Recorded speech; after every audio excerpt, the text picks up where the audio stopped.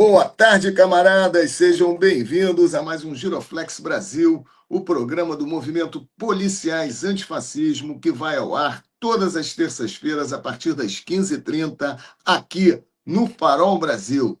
O nosso episódio de hoje traz uma utopia para enfrentar a crescente distopia que vem inundando o imaginário da esquerda, principalmente quando o assunto é o avanço da extrema-direita, do neofascismo em todo o mundo, né? Então, hoje é dia de falarmos da Revolução Brasileira. E como sonhar não custa nada, vamos tratar do papel de trabalhadores policiais e militares na construção dessa Revolução Brasileira. Eu sou Orlando Zacconi, delegado de Polícia Civil no Rio de Janeiro e um dos coordenadores nacionais do Movimento Policiais Antifascismo. Ao meu lado, para comandar esse programa direto de São Paulo, está o camarada Veludo Neto, policial civil também, coordenador nacional do nosso movimento, para dialogarmos sobre a utopia revolucionária, né? Vamos receber duas lendas da esquerda radical em nosso país.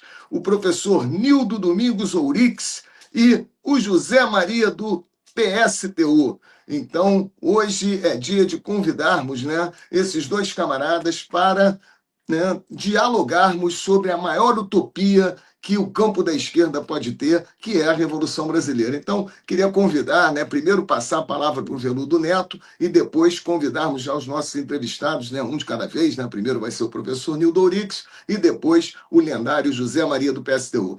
Vamos lá, Veludo Neto. Como é que você Boa está, irmão? tarde, Boa tarde. beleza? Boa tarde, Zacone. Boa tarde você que está nos assistindo. Muito legal ter vocês aqui, a presença de vocês. Hoje o comentário, eu quero ver se funciona aí, se o chat funciona. Vocês são a favor, acreditam, são contra na Revolução Brasileira? Qual que é o papel do trabalhador e dos militares e dos policiais também nessa construção? Fica aqui com a gente, acompanha, segue o canal, se inscreve aí e vamos chamar aqui Nildo Ourix para a nossa entrevista. Eu acho que o Zacconi deu um perdido em nós aí, mas logo ele aparece. O Zacconi está aqui, já vou adicioná-lo ao palco. Caiu, mas voltou. Estamos todo mundo junto aqui. O Nildo já está na sala. Eu nem destaquei muita coisa hoje, Zacconi, para não sei o que esses caras vão falar. Eles vão trazer uma fórmula pronta, eles já participaram de revolução, são teóricos, são práticos da teoria. Então, vamos trazer aqui com você. E segue o jogo. Nildo Ourix, meu amigo, meu irmão, nosso grande apoiador, que já esteve junto ao Movimento Policiais Antifascismo em alguns dos nossos seminários, dos nossos encontros, congressos. Nildo, muito obrigado, né, pela sua disponibilidade de estar aqui com a gente, dialogando sobre esse tema muito importante. Antes de passar a palavra para você, eu queria te apresentar, né, para os nossos ouvintes, aqueles que estão nos acompanhando aqui no Giroflex, Nildo Domingos Ourix. Ele é de Joaçaba, do Santa Catarina, economista e professor brasileiro. Foi presidente do Instituto de Estudos Latino-Americanos, o IELA, da Universidade Federal de Santa Catarina, professor de economia da mesma universidade. Ao longo de sua carreira acadêmica, lecionou em instituições de todo o mundo, incluindo a Universidade Nacional de Tucumã, na Argentina, a Universidade de Pádua, na Itália, a Universidade Nacional Autônoma do México e a Universidade Bolivariana da Venezuela e a Simão Bolívar, em Quito, no Equador, né? Autor de inúmeras obras, mas, acima de tudo, o líder maior, né, o líder máximo, generalíssimo da Revolução Brasileira, que é o tema do nosso programa hoje e que o professor Nildo Ourix teve, né, que ser destacado como, na história recente, ter sido aquele que trouxe, né, para a esquerda radical o tema da Revolução Brasileira. Nildo, como é que você está, meu amigo? Primeiro, seja muito bem-vindo ao Giroflex Brasil, né? Obrigado por estar aqui com a gente. Eu que agradeço, Zacconi, Veludo, um prazer estar aqui conversando com vocês. Mais do que um convite, é uma obrigação minha nessa larga colaboração que já tenho com o movimento Policiais Antifascismo, né? Uma longa história nos congressos dos policiais, sempre fui convidado e foi sempre um prazer, e mais do que um prazer, um desafio político e teórico de pensar o papel dos militares na Revolução Brasileira, que é um papel sempre estratégico, né? A história brasileira, como a história de todos os países, está sempre atravessada pela politização dos militares. Essa politização pode ser, como via de regra na América Latina, de direita, mas pode ser uma politização crítica, vinculada ao povo, inclusive de esquerda. Então, Zacone, eu que agradeço a tua confiança, a você também, Veludo, por participar desse debate, valorizando e compartilhar essa noite com o nosso camarada Zé Maria do PSTU. Não é? É um prazer estar aqui. Boa noite a todos aqueles que nos assistem. Muito obrigado pela Maravilha, Nilton. Bom, vamos começar o seguinte: a designação, essa, né, Revolução Brasileira, né? Qual é o marco? Parece que tem uma obra, né, chamada Revolução Brasileira, de 1966, mas de onde veio, né, essa terminologia? Né? Em que campo, né, político a designação Revolução Brasileira foi construída? Bem, Zacone, eu faria apenas uma advertência inicial. No período recente, no período dos partidos políticos agora, nós efetivamente, um pequeno núcleo que nasceu aqui em Florianópolis, voltou a colocar em circulação no meio partidário o tema da Revolução Brasileira. Esse tema é uma bandeira antiguíssima, é uma bandeira das mais importantes, compartilhada por gente de direita e gente de esquerda. A primeira vez que eu ouvi essa expressão, Revolução Brasileira, foi de um militar, Juarez Távora, em 1824. Olha que coisa, hein? Juarez Távora colocou essa questão, tratando, ele que foi um tenentista, né? Ele participou do tenentismo, dessas tendências dos anos 30 no Brasil, né? E apresentou isso. É a primeira referência que eu vejo de maneira sistemática. Depois tem um conjunto de autores, inclusive, que filiam Ernesto Geisel, da ditadura militar, como alguém que também pensa a Revolução Brasileira. E claro que temos nos marxistas, né, o Nelson Werneck Sodré, Caio Prado Júnior, e um conjunto de outros autores, Muniz Bandeira, em 1961, que apresentam o tema do caminho da Revolução Brasileira. Então, isso deitou raízes. Numa primeira aproximação crítica, eu diria que no século passado, né, quando eu ouvi pela primeira vez Juarez Távora mencionando isso, que eu li, né, pela primeira vez, não vi naturalmente, que nem nascido era, sou mais novo que o Zacone e que o Veludo, então não podia participar, não podia estar de voz presente em tudo isso, mas estudando a matéria exaustivamente, de maneira muito meticulosa, cuidadosa, é a ideia de que o Brasil precisa superar todos os traumas, todas as dificuldades de um país tipicamente subdesenvolvido, historicamente submetido ao domínio inglês, do Império Britânico, e depois a esse domínio estarrecedor dos Estados Unidos. Então, a Revolução Brasileira foi começando a ser definida como aquele esforço em que dirigentes e a maioria do povo estavam debruçados sobre duas tarefas fundamentais: superar, vamos chamar assim, o atraso e a miséria do nosso povo e, de outro lado, afirmar a soberania nacional.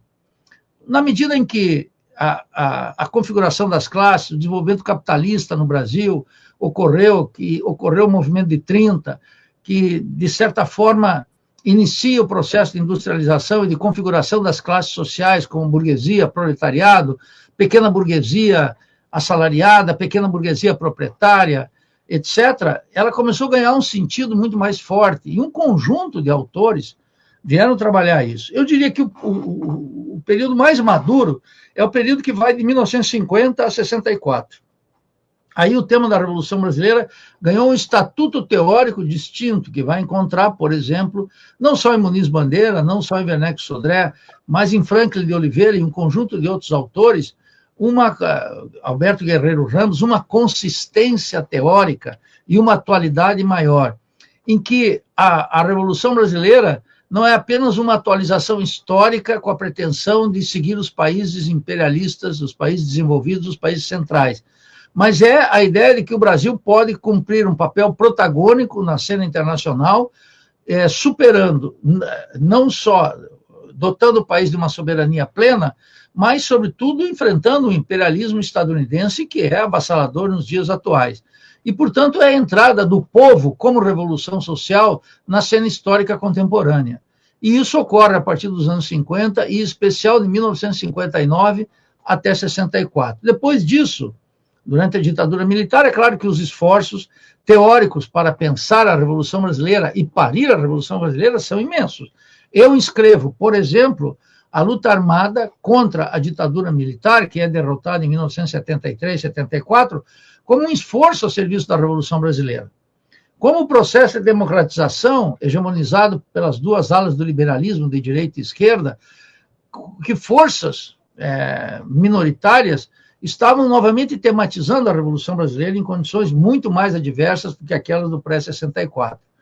E, na atualidade, o que é mais importante, Zacone e Veludo, e todos que nos escutam, é que nesse lusco-fusco da sociedade brasileira, em que parece que não há uma força de esquerda radical que possa expressar com contundência, com lucidez e de maneira consequente, é a importância de atualizar o tema da Revolução Brasileira, que nós, no interior da nossa organização, estamos fazendo como prioridade máxima. Temos um congresso em setembro destinado a pensar as novas condições nessa dramática situação brasileira, dramática, muito difícil.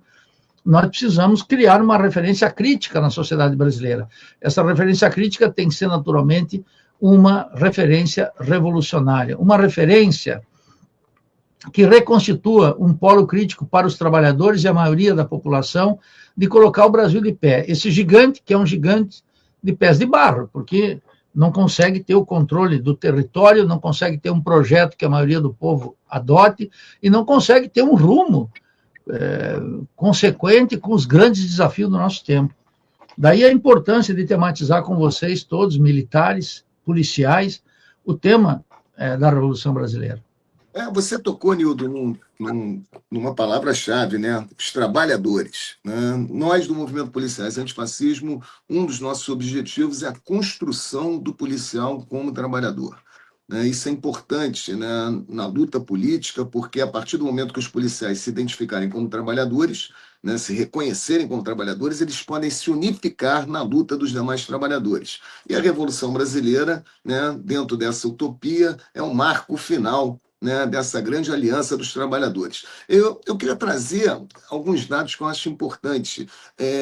Militares e policiais estiveram em muitos momentos na nossa história diante, né, de perspectivas, né, de transformações profundas dentro dessa genealogia que você falou da Revolução Brasileira. Porque, vamos parar para pensar, a Revolução Brasileira ela vai se transformando com o tempo, né, na sua construção, mas sempre primando por um projeto nacional. Né? Eu acho que o que tem na Revolução Brasileira, que se mantém, né, nessa historiografia que você nos trouxe, Nildo, é a necessidade de nos reconhecermos enquanto uma nação livre, soberana e, agora, evidentemente, nesse momento, socialista. Mas vamos lá.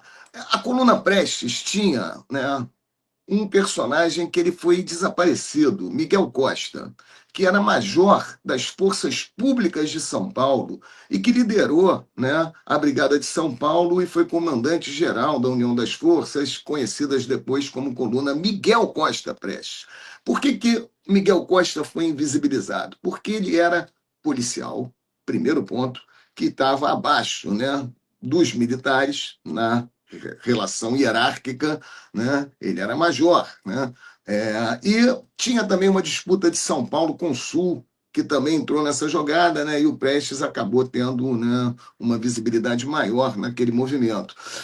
Eu conversei com muitos camaradas também que sofreram na ditadura militar, e muitos disseram, né, da existência de policiais e militares. Os militares de esquerda não precisa nem falar, porque todo mundo sabe que foram os primeiros a sofrerem, né, o ataque, né, duro, cruel, inclusive ceifando a vida desses militares, né, durante a ditadura. Mas depois da ditadura militar, parece, né, que a esquerda ainda não conseguiu, né, ter um olhar para policiais e militares como sendo importantes aliados para a construção da Revolução Brasileira. Eu queria, Nildo, que você fizesse um pouco um diagnóstico disso. O que aconteceu para que a esquerda se afastasse tanto dessas categorias que sempre foram muito importantes? É só a gente ver, né, ouvir o hino da Internacional Socialista, né? Façamos greve de soldados, somos irmãos trabalhadores. Então, desde a origem, né, a gente tem, né, que vislumbrar a participação de militares e de policiais, justamente, que são né, o corpo armado do Estado, ao lado, né, da construção da Revolução Brasileira e da Revolução de uma forma geral. Eu queria que você fizesse um diagnóstico para a gente, o que aconteceu para esse distanciamento da esquerda em relação a militares e policiais. Você tematiza algo fundamental. Bom, eu sempre tive grande apreço por Miguel Costa, porque estudei muito a fundo o tenentismo. E o tenentismo é um capítulo da vida brasileira em que, em determinado momento, essa corrente política e militar do país, responsável por grandes batalhas, defendeu abertamente não só a reforma agrária, como a estatização do sistema bancário. Eram militares que não brincavam de revolução, e, ao contrário, jogaram suas vidas em batalhas imensas. Miguel Costa, claro, não podia depois disputar, digamos, a figura maior daquele movimento tenentista, que a liderança em conteste foi Luiz Carlos Prestes. Por quê? Porque a trajetória posterior de Luiz Carlos Prestes, vinculando-se ao marxismo e ao Partido Comunista, naturalmente ganhou uma relevância, mas ao mesmo tempo que consagrou Prestes como Cavaleiro da Esperança, como uma figura notável, como alguém que se tornou aí no Rio de Janeiro, inclusive senador da República, mas já dentro da trajetória do Partido Comunista, tinha um problema fundamental que faz com que os militares e a esquerda se afastem e constitua quase como um obstáculo intransponível, que é o tema do nacionalismo. Os militares são formados em todas as forças com um certo patriotismo, que, digamos assim, que é o primeiro degrau de uma concepção nacionalista. É fácil ser patriota, tal como a gente concebe hoje. Basta torcer pela seleção brasileira no próximo Mundial. São formas, digamos, primárias de manifestar um amor à pátria, mas que não está colocado com o tema do nacionalismo como uma força que tem uma versão burguesa, naturalmente, hegemônica, mas que tem uma força revolucionária, que é o nacionalismo revolucionário, que, de resto, se manifestou em vários países latino-americanos. Os militares, você sabe, Zacconi e Veludo, foram fundamentais na Revolução Russa. Os militares foram fundamentais também na Revolução na China.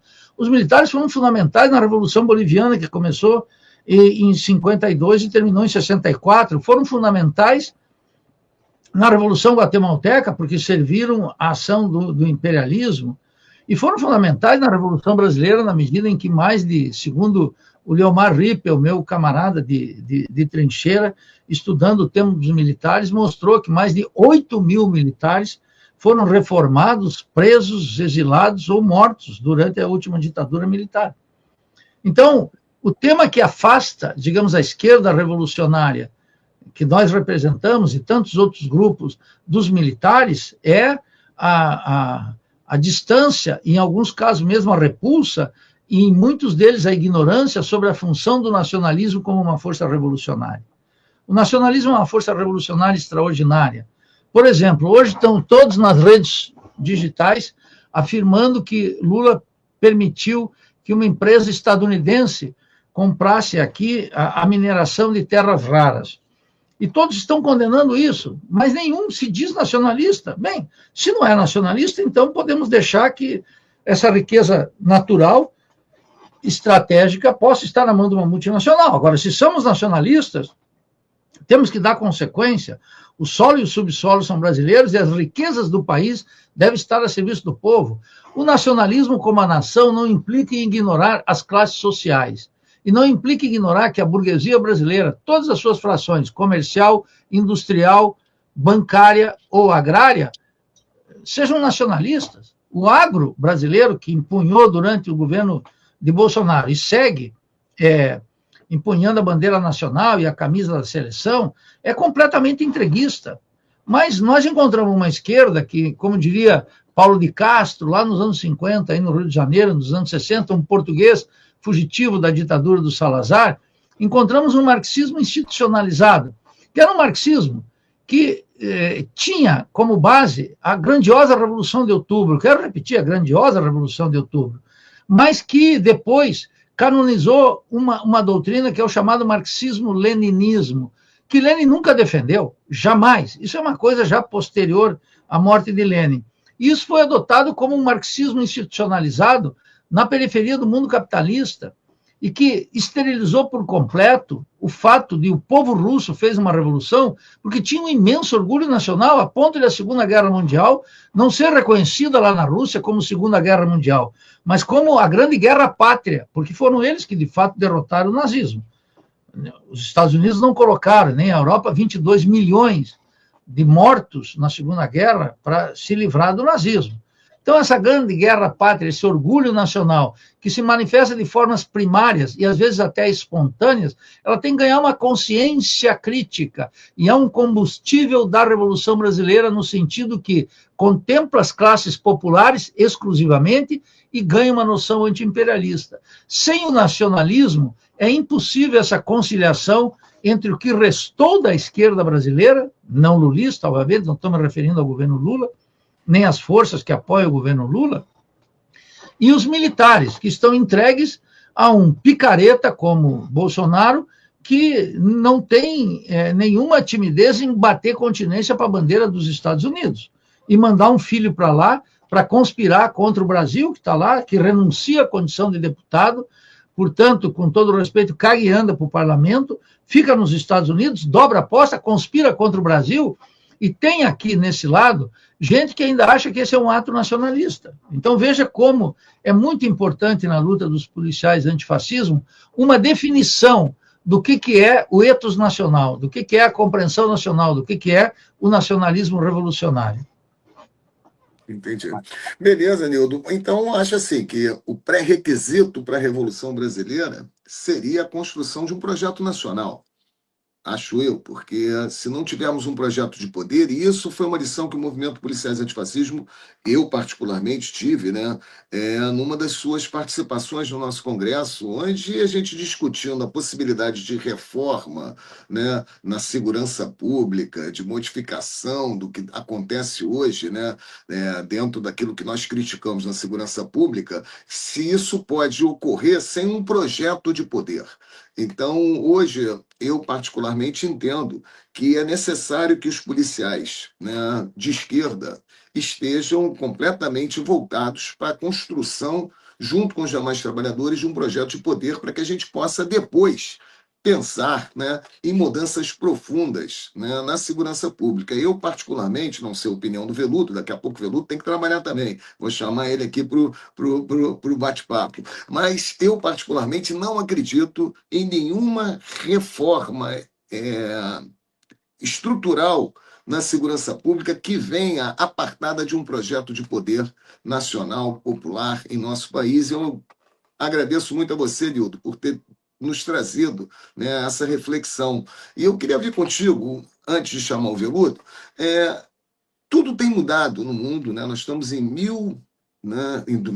2026. Estamos em 2026. Eu sou velha, porque eu sou do século passado. Nós estamos em 2026. E repara, as guerras já não são mais feitas como eram feitas, né, no século passado. Né? A política também mudou significativamente a forma de se realizar. E aí eu te pergunto, como é que a Revolução Brasileira vai acontecer no marco temporal do século XXI? Como você imagina? Porque a minha dúvida, e aí eu queria, né, dialogar isso contigo, será que a gente vai ter uma revolução na forma como as revoluções ocorreram no século XX? Acho muito difícil. Você, Nildo, já parou para pensar sobre isso? Né? Nessa nossa utopia, o que tem de novo? O que você acha que pode acontecer, né, e é necessário que ocorra para que a gente chegue nessa Revolução Brasileira no marco do século XXI? Meu estimado Zacone, você condensou aqui 3 ou 4 grandes temas que eu quero fazer um esforço de síntese. Sobre essa tua última questão, eu diria que eu não faço outra coisa a não ser pensar nisso. Essa é a tarefa de todos nós. Mas você colocou uma premissa aí muito importante, né? Você não acredita numa reforma da segurança pública, e eu estou contigo, eu não acredito também numa reforma da segurança pública. E essa é uma marca do nosso tempo, um tempo em que está orientado por uma lógica de situações extremas, nas quais a classe dominante, essa coesão burguesa que nos dirige, com a sua economia política do rentismo, ela é incapaz de promover qualquer reforma. Ela é incapaz de promover uma reforma do Poder Judiciário. Ela é incapaz de promover uma reforma daquele covil de ladrões que é o Congresso Nacional. Há pouco tempo eu vi o Zé Disseu reclamando que um voto um deputado, né? Quer dizer, que São Paulo teria que ter hoje pelo menos mais 30 ou 40 deputados para compatibilizar a relação entre população e representação no Congresso Nacional. Mas isso não avança. O Facchini está todos os dias aí reclamando que o STF precisa fazer uma depuração na sua forma de atuação, e alguns, inclusive, pontificam sobre um código de ética. Todas essas manifestações são uma demonstração eloquente que as reformas do sistema não estão em curso. São quinquilharias apontadas para iludir o público, mas a burguesia brasileira, os banqueiros, os latifundiários, os grandes comerciantes, os industriais decadentes e os partidos políticos não são capazes de formular um projeto de reforma do país, nem de reformas institucionais, e, portanto, tampouco da segurança pública, como você apresentou aqui. Então, não há razão nenhuma para ter otimismo. Isso nos coloca numa lógica de situações extremas. Isso significa que, se não serão por reformas, terá que ser feito pela revolução. Faço, não obstante, uma advertência. Nós, revolucionários, não somos contra reformas, mas nós estamos constatando que nessa quadra política da vida nacional, a possibilidade de uma reforma do sistema político, que pudesse impulsionar uma reforma do sistema judicial, uma reforma da segurança pública, uma reforma da economia, uma reforma dos instrumentos de propriedade, uma reforma do ensino, uma reforma da educação, da saúde, uma reforma do sistema científico e tecnológico, uma reforma da política externa ou da doutrina militar, não tem cabida, não está como uma agenda popular, Zacconi e Veludo. Não tem isso. Nós estamos navegando sem um projeto reformista, e a ofensiva da burguesia brasileira é precisamente contra-revolucionária. Isso nos coloca, meu querido Zacconi, no tema de que as reformas terão que ser resolvidas pelos revolucionários, como parte constitutiva da revolução. O segundo aspecto que você menciona, ele merece uma reflexão mais apurada no seguinte. Esses dias eu vi o Guilherme Boulos, que é ministro lá do Lula, dá uma demonstração de ignorância histórica espantosa. Ele caracteriza a Revolução Russa como uma revolução filha da violência e da explosão militar. E eu lembro de um pequeno texto que eu recomendo sempre a todos, que é um texto de Lenin, que, se não estou equivocado, é de 1921, que se chama Dualidade de Poderes. Nesse texto, Lenin mostra, comprovando a tese de historiadores como Hobsbawm e todos eles, que o que Lenin fez em outubro de 17 foi um ato de democratismo extremo, que as massas na Rússia estavam tão cansados daquele regime czarista e daquela transição de Kerensky, que decidiram aceitar a consigna leninista de todo o poder aos sovietes. Mas Lenin adverte nisso, disse, olha, nós não somos blanquistas e, portanto, não estamos aqui para ter um assalto ao poder. Só demos o assalto ao poder quando a maioria da população, a hegemonia completa dos trabalhadores, já existe. Isso nos força, Zacconi e Veludo, a ter uma reflexão sobre a Revolução Russa, que não é um golpe palaciano, não é um assalto aos céus. É precisamente um longo trabalho político, condensado ao longo do tempo, que ganha uma maturidade e, em determinado momento, ganha um salto histórico, e que as vanguardas políticas podem atuar.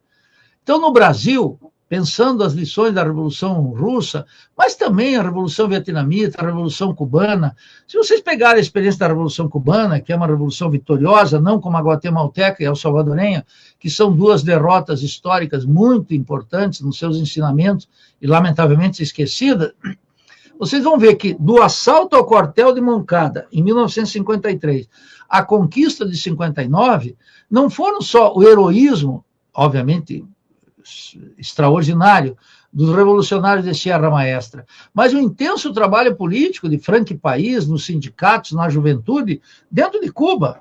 Uma revolução não se faz porque um grupo armado, com decisão, com heroísmo, e mesmo com uma carga de vontade muito grande, possa atentar contra as estruturas burguesas e, finalmente, abrir os caminhos, as alamedas da Revolução Brasileira.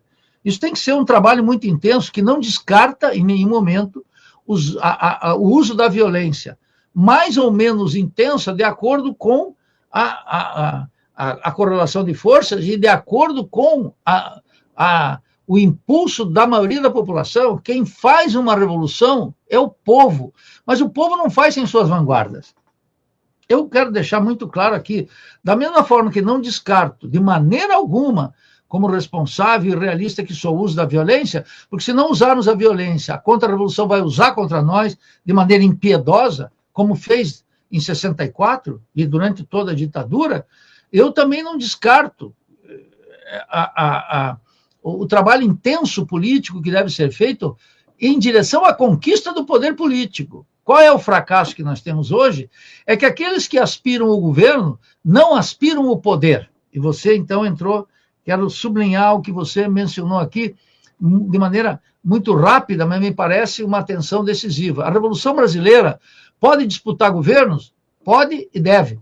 Mas tem que disputar governos e eleições com vistas ao poder político. Então, aquele que não tematiza o poder de uma classe social, que são os trabalhadores, não consegue nem manter governos. A experiência recente das últimas 3 décadas na América Latina, é que sucessivos governos que não aspiraram ao poder, precisamente foram banidos do governo. E esses governos que não aspiram ao poder político e, portanto, não atuam em consequência, caminhando com as massas, educando as massas, atuando com elas, com os militares, com as forças subalternas, etc., vai ser inexoravelmente derrotado. Ou, fruto de uma ofensiva imperialista, como a gente viu recentemente na Venezuela, ou tentativas golpistas, como nós vivemos no Brasil, ou simplesmente derrotas eleitorais, como sucessivos governos estão sofrendo na América Latina. E que nem é uma onda fascista, porque são governos conservadores, como o Macri, que depois é sucedido por Fernandes, que depois é sucedido por Milei, e que possivelmente vai ser sucedido por um outro governo menos reacionário. Então, a disputa pelo governo tem que ser uma disputa pelo poder. E, finalmente, um comentário que eu já fiz num congresso que vocês fizeram lá no Rio de Janeiro, na Associação Brasileira de Imprensa, na qual eu participei, e eu estou convencido, aprendi com vocês, não é? Aprendi muito acompanhando o trabalho dos policiais antifascismo, que os policiais têm que se transformar em soldados da Revolução Brasileira. E, para isso, mais do que trabalhador, e eu entendo essa evocação, esse chamado, é preciso ter uma consciência de classe muito apurada nos militares, em todos os corpos militares. Porque os militares, em última instância, nascem no meio do povo. Quem é que quer uma carreira militar? Mesmo essa polícia que mata invariavelmente, aliás, num sistema de segurança que não torna imune o Ministério Público, tudo isso como você chamou a atenção nos seus estudos e na tua tese de doutorado. Não é só o policial é a forma mais evidente, quer dizer, aquilo mais que a consciência ingênua capta, que mata, arrebenta, prende de maneira ilegal, humilha, etc. Mas há um sistema judicial perverso, absurdo, a serviço da classe dominante, que todos os corpos policiais têm que ter clareza de que estão a serviço de uma classe. E os policiais, que têm, na sua imensa maioria, uma origem nas classes populares, tanto no Exército, na Polícia Militar, na Polícia Civil, etc., com graduações devidas, que vocês sabem melhor do que eu, eles precisam ter essa consciência de classe, que a riqueza socialmente produzida não é apropriada pela maioria da população e é destinada para as classes dominantes. E que os policiais não podem ser uma guarda pretoriana dos interesses burgueses, mas tem que estar afinado com a maioria do povo. Maravilha, Nildo. Vamos chamar o Veludo Neto para trabalhar um pouquinho, né? Ele está ali só na edição. E aí, meu amigo? Estamos vindo de feriado. Boa tarde de novo. Boa tarde, Nildo. Muito obrigado de estar aqui conosco.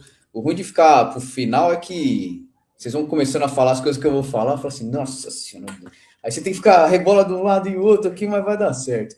Agradecer a presença do Nildo, e você que está nos assistindo aí também comenta, o que você está achando aí do que o Nildo trouxe, do que o Zacconi trouxe, comenta aqui no chat, nos comentários, ajuda a divulgar o programa aí também. E ajude com outros temas também, manda aí nos comentários que a gente está sempre lendo. Quando vocês falam mal da gente não lê não, mas as coisas boas a gente lê sim, brincadeira. Nildo, eu estava pensando aqui, né, que a questão, você trouxe a questão, eu não estou falando, mas eu estou anotando aqui, né? Você trouxe a questão do não ao heroísmo, né? É uma coisa que a gente também abomina aqui no movimento, a questão de o policial não é herói, ele é trabalhador, isso daí não vou falar mais aqui, todo programa a gente fala isso, quem não viu, volta nos programas aí que vai ver. Essa questão do não ao heroísmo, né? As revoluções sociais, elas não são feitas por esses heróis, né? Elas são feitas pelas massas, aí por isso que eu falei, eu ia falar isso, você já veio trazendo, né? Sem a massa não vai ter a revolução, né? Eu queria trazer, eu sei que trouxe a introdução, a parte histórica, né, tudo isso assim, e aí o Zacconi até trouxe um pouco mais da tecnologia, algo mais atual aqui, né? Como que nós vamos fazer isso no dia a dia aqui mesmo, né? E você que é um amigo do movimento aí, assim, essas perguntas servem para quem organiza o movimento nos estados, que assiste a gente aqui, mas também quem é dos movimentos sociais aí, que está assistindo, assim. Como ter essa tarefa? Como elevar o nível da consciência? É um livro? É uma reunião? Como que vai capacitar, assim, para essa pessoa ter a questão da responsabilidade, né, que vai surgir durante o processo? Porque isso daqui até posso falar por alguns movimentos que a gente acompanha aqui. Tem a questão, o pessoal é bom de debate, de não sei o quê, de dar fala, no discurso, mas tá. E a responsabilidade para a tarefa do dia a dia? Como que vai surgir a revolução? Ela vai vir do quê? Eu sei que ela é longo prazo, não é da noite para o dia, mas como trabalhar isso aí? Bem, eu não sei sobre o prazo, se é de longo prazo. Eu formulo, Veludo, que a revolução está em curso. Por quê? Porque há um conjunto de contradições e antagonismo da sociedade brasileira que não encontram uma resposta nos marcos da ordem burguesa. Vamos pensar o seguinte. Nós temos uma imensa população carcerária, certo? Gigantesca. Está sempre rivalizando entre as 3, 4 primeiras populações carcerárias do mundo. Bom, 40, 45, talvez 50% desses presos são provisórios, mas estão apodrecendo nas cadeias. A maioria da população vê com imensa desconfiança o sistema carcerário brasileiro, que é uma forma de organização do crime e de uma perversidade da classe dominante absoluta. Ninguém em sã consciência, pode aceitar aquela violação sistemática dos direitos humanos praticada pelo Estado burguês. E, ao mesmo tempo, ninguém pode aceitar que um partido esteja colocando algo de, vamos chamar assim, humanização desse sistema carcerário. Um preso, vocês sabem, até numa guerra, né, um estatuto da guerra, você não pode executar, um soldado não executa o outro depois que ele se rende. Isso é considerado crime de guerra. Você sabe como isso acontece no Brasil de maneira sistemática.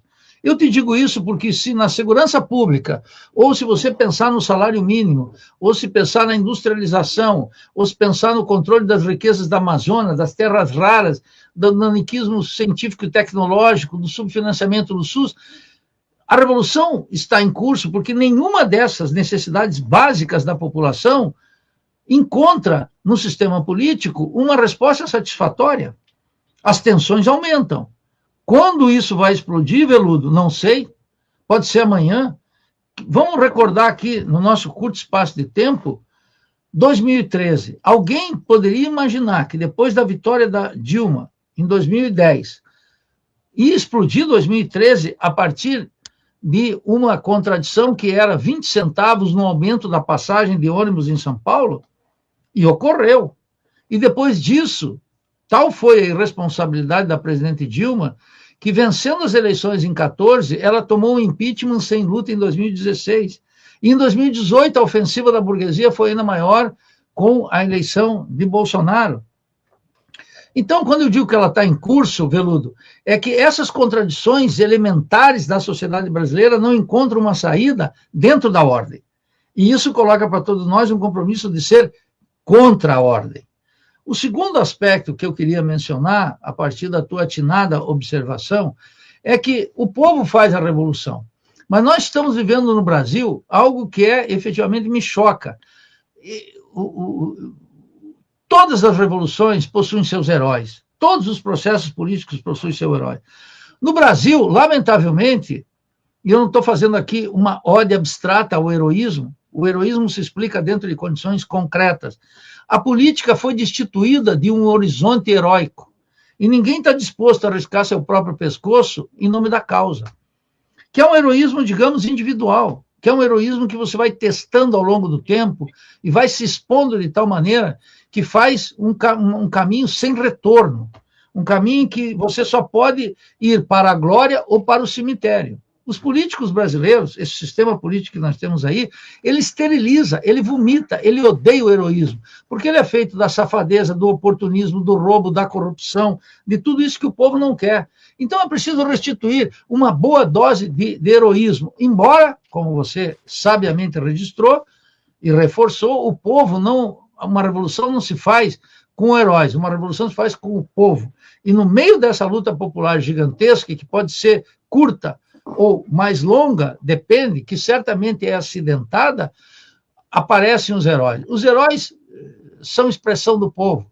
Os heróis não são deuses, não são semideuses, não baixam dos céus, eles nascem dessa vitalidade popular. De tal maneira que é preciso restituir no Brasil, sair dessa razão de Estado, essa razão de partido, essa redução da política ao eleitoral, e dá uma certa dose de heroísmo, que eu vejo, mesmo os parlamentares, eles lutam exclusivamente pela sua reprodução parlamentar e aceitam alianças as mais espúrias. Ontem eu fiz um programa na Revolução Brasileira mostrando como lá no Rio Grande do Sul o PT, o PSOL, o PCdoB estavam numa coligação, veio uma ordem do Lula para fechar com o PDT, eles cancelaram tudo e no outro dia estavam elogiando Juliana Brizola, cujo partido faz parte do governo de Eduardo Leite.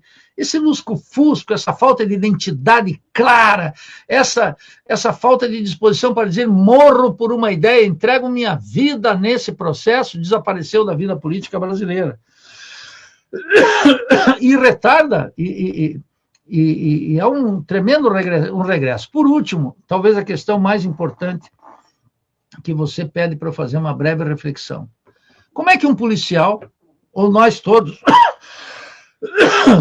aqui nessa correlação de forças que aparentemente é adversa, e num lusco-fusco que parece eterno, e que aparentemente é eterno, mas não é, como é que ele consegue colocar a sua visão acima da manada, vamos dizer assim? Como é que ele consegue estabelecer um horizonte? Eu acho que tem duas coisas fundamentais. Uma, que todos nós temos que entender que a política implica num desafio teórico imenso. Teoria e praxis estão intimamente articuladas. Que não haverá renovação da praxis, que não haverá vitalidade da praxis sem o estudo sistemático da teoria. Sem teoria, como eu costumo dizer, não vamos à esquina. Não sabemos. A teoria faz com que o sujeito ligue o carro pela manhã. É a teoria que faz com que nós estejamos aqui, um no Rio de Janeiro, outro em São Paulo, outros nos ouvindo lá no Acre, através de um computador. Isso é a teoria. É a teoria que faz com que essa lâmpada esteja acesa, é a teoria que faz com que esse óculos me permita ver vocês bonitos e formosos aí no outro lado da tela. Então, sem a teoria não dá. Então, um policial antifascista, militando no antifascismo, ou um militante socialista, ou um militante de movimento popular, ou um militante de partido, de sindicato, tem que ter o estudo sistemático, como diria Lenin, estudar, estudar, estudar. Mesmo Fidel Castro, eu tive várias oportunidades em Havana, vendo nos congressos de economia a presença luminosa de Fidel. Fidel era um estudioso, e diante de matérias novas, ele procurava se inteirar, estudar sistematicamente. Vou dar um outro exemplo luminoso. Che Guevara, quando era ministro da Indústria e Comércio em Cuba, ele cortava a cana de manhã, à tarde, participava das atividades, viajava, reunia com o partido, e todo dia, ou pelo menos algumas vezes na semana, da meia-noite até as 3 da manhã, estudava o Capital. E eu encontrei na Argentina das figuras que participou desse grupo do Capital. Veja que era na madrugada, em condições adversas, né, que a Revolução Cubana é um ato heróico da América Latina, muito pouco estudado. Então, o estudo sistemático e se debruçar sobre as questões teóricas, a Revolução Brasileira como um objeto teórico que tem que ser estudado na economia, no Estado, na política, nas classes sociais, na ideologia e na cultura, é fundamental. Então, o preparo de vocês nas filas do policiais antifascismo é investir nessa conjuntura tão difícil e aparentemente adversa na formação política. Acho que essa é uma tarefa que tem que ser feita sistematicamente, Veludo, e que os sindicatos abandonaram. Olha, o cenário dos sindicatos é verdadeiramente espantoso no desprezo que possuem pela formação de seus militantes. Isso ocorre nos partidos políticos que, vejam, Veludo, tem os recursos quantiosos dos fundos partidários que obriga as fundações do partido a ter recursos, em alguns casos volumosos, para dar formação política, e eles ficam ensinando como ser vereador, como disputar a eleição, como manipular redes digitais, mas não a formação política, cultural dos seus membros. Então, há um desprezo olímpico pela formação política que me parece decisivo. Mas colocar isso, Veludo, como um mecanismo de organização política dos policiais antifascismo, ou dos estudantes, ou dos militantes, dos sindicatos, de qualquer movimento popular. O estudo sistemático. E, por último, dou um exemplo aqui. Veja, eu, nos últimos 6 ou 7 anos, passei a estudar com muito detalhe a questão racial brasileira, cujo auge é uma figura como o Darcy Ribeiro, quando a antropologia ainda não era uma antropologia vadia, importando quinquilharias ideológicas das universidades estadunidenses e europeias e embrutecendo o nosso povo com uma falta de cultura gigantesca sobre a questão racial e a história do Brasil. Só sobre a questão racial, que é uma questão importante para a Revolução Brasileira, para dar só um exemplo, e que tem íntima relação com os policiais antifascismo, não é? Porque os policiais, naturalmente, estão em contato com a classe trabalhadora o tempo inteiro pela sua atividade, pela atividade que eles fazem. Quando eles colocam uma farda e saem todo dia, eles já estão em contato com a classe trabalhadora, na proteção da propriedade e de olho na classe trabalhadora, naquilo que se chama, em geral, a marginalidade política, não é? Então, nesse contexto, eu nunca vi uma regressão tão acentuada na reflexão sobre a questão racial brasileira como agora. Mas isso vale também para a política externa, isso vale também para a questão militar, isso vale também para o programa nuclear, isso vale também para o conhecimento objetivo do Brasil nesse território gigantesco, da Amazônia e tudo que você entende. Então, você toca numa ferida que é decisiva, que é estudar, estudar, estudar e colocar o estudo e a reflexão como uma forma de organização política. Não é algo que pode ser configurado como um luxo. Os policiais antifascismo, eu estou convencido disso, como os sindicatos e os partidos revolucionários ou os partidos burgueses, não darão um salto adiante se não colocar no centro da sua atividade a reflexão teórica. Deixa eu aproveitar aqui que nós já estamos chegando para o fim, aí daqui a pouco o Zacconi traz mais uma perguntinha aí, temos já o nosso próximo convidado, já está aqui aguardando. Não, pode deixar o Zé Maria esperando, pode deixar ele esperando. Não, eu já vi ele bocejando 2 vezes ali, eu falei, vai dormir daqui a pouco. Eu acho que é importante isso daí que você trouxe, é importante para quem está assistindo e nos vendo aqui também. Há um tempo atrás, até um colega aqui do movimento falou, recém-entrado, o que você me orienta? Né? O que eu leio? Faço isso daqui e tal. Então, queria saber aí pro Nildo a pergunta final aí, na hora que eu jogar para a tela grande aqui. Traz um texto aí para quem está assistindo a gente. Você já falou agora há pouco do Dualidade de Poderes do Lenin, né? Para quem está entrando agora, para quem conhece o movimento novo, para quem está assistindo aqui, traz um textinho curto aí, um nome de uma sugestão para você trazer aqui para a gente, para quem está assistindo, Nildo. E falando no que você trouxe aí do Fidel, fazendo a minha indicação aqui, para quem ainda não leu, leia o Fidel e a Religião de Frei Beto, que ele traz isso daí que o Nildo Orix trouxe, que ele estudava, e na época ali mais antiga chegava papelado, estudava no papel, então é importante isso daí mesmo. E que história que é essa? Que você foi na casa de um amigo, só tinha livro de coach, livro recente, essa história aí tá meio mal contada aí, eu não entendi direito.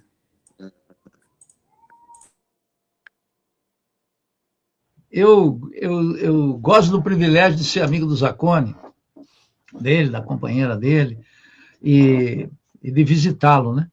Então eu entrei na casa do Zacconi e vi uma biblioteca bem nutrida, mas eu fiz uma brincadeira que é séria. Eu olho as bibliotecas de meus amigos. Veja, eu tenho uma biblioteca gigantesca que já está. Eu estou perdido no meio dos livros.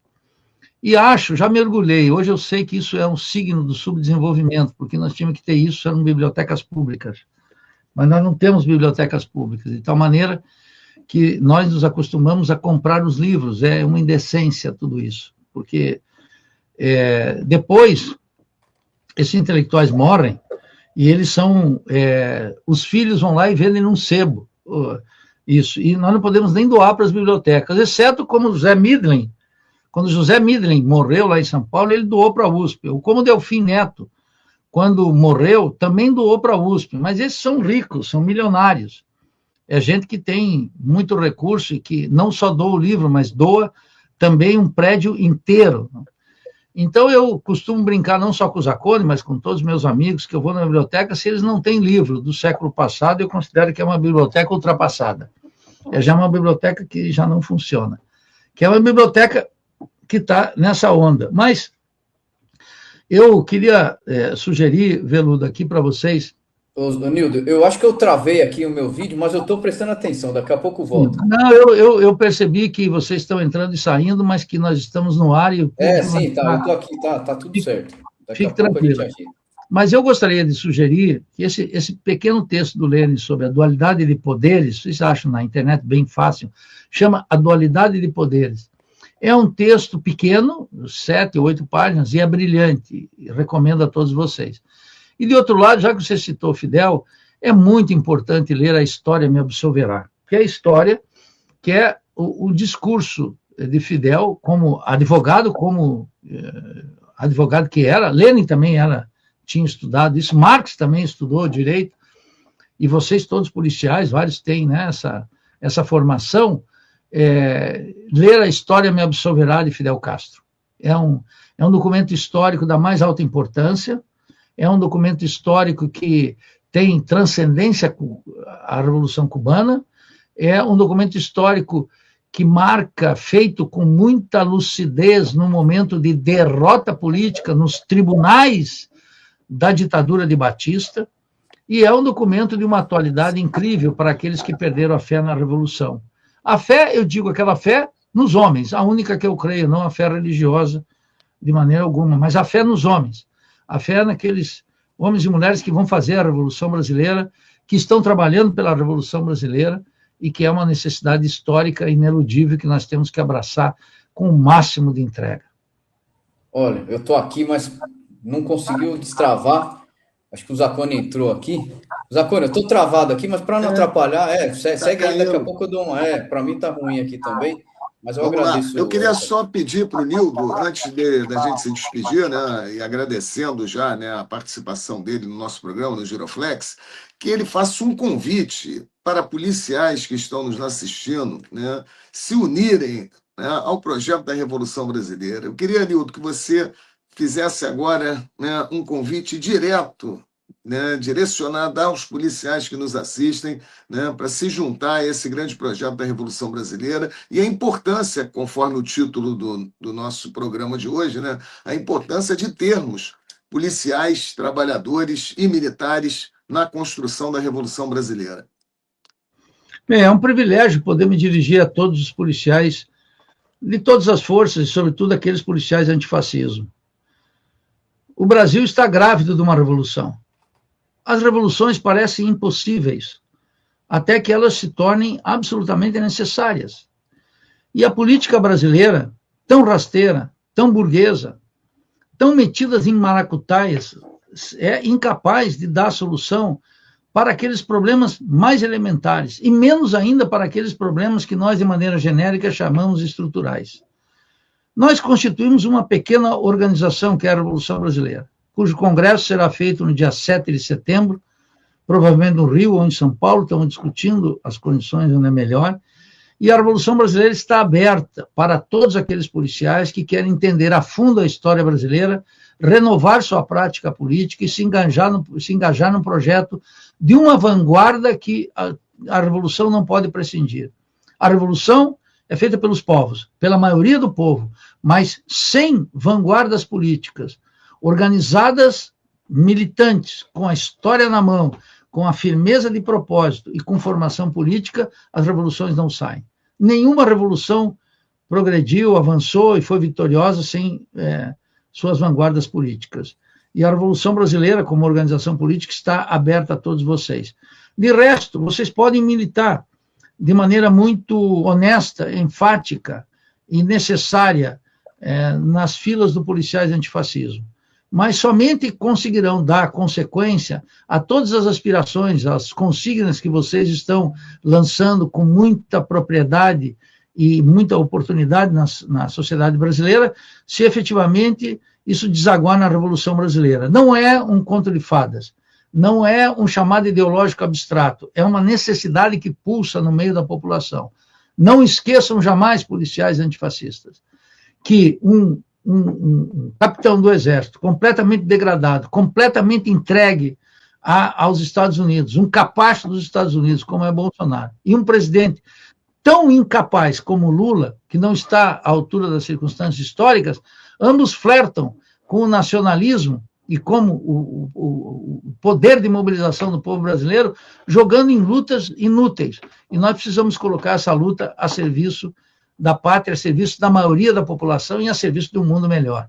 Portanto, vocês estão todos convidados a participar dos nossos cursos de formação, se engajar concretamente, renovar sua praxis política e sempre que precisarem contar com o meu modesto esforço, estarei à disposição e disponível para trabalhar junto com vocês. Eu agradeço a oportunidade, Zacone, Veludo, um grande abraço a todos que nos escutaram, um grande abraço para o meu camarada Zé Maria, que vai me suceder aqui nesse breve espaço de reflexão crítica. Zacone, eu travei aqui, mas acho que vocês estão me ouvindo. Fala para o Nildo aí, Nildo, para quem quiser acompanhar o Nildo, tem alguma rede social, alguma coisa? @Nildo, o que temos aí? www.revolucãobrasileira.org, está na nossa página, nossos documentos, no Instagram também o meu, né, Nildo RX, Nildorix, vocês podem me adicionar lá no Instagram, e na página da Revolução Brasileira, que é mais adequada, e lá nós entramos em contato e estamos à disposição para tocar a vida juntos, a militância junto e um horizonte revolucionário juntos. Obrigado, Nildo. Grande abraço, amigo. Grande abraço. Saudações tricolores. Zacone, chama essa vinheta e eu vou dar um break aqui porque eu preciso arrumar que eu congelei, não é de frio não. Aí a gente já chama o Zé Maria. Chama a vinheta.